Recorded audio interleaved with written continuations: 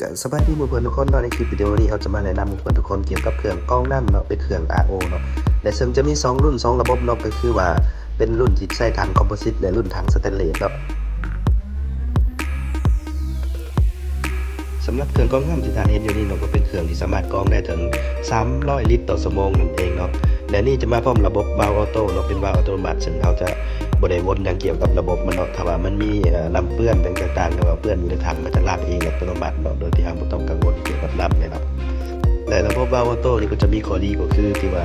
ค่าน้ำของเราจะมาตรฐานตลอดเนาะซึ่งเพราะว่ามันล้างเองอัตโนมัติในเวลาที่มันเปื้อน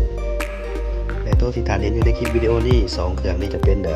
รุ่น300 ลิตรต่อชั่วโมงคือกันเนาะที่แตกต่างกันเพียงแต่เป็นถังสแตนเลสและถังคอมโพสิตเท่านั้นเนาะถ้าเป็นถังสแตนเลสก็จะดูดีกว่าถังคอมโพสิตเนาะซึ่งให้ความเงางามและความ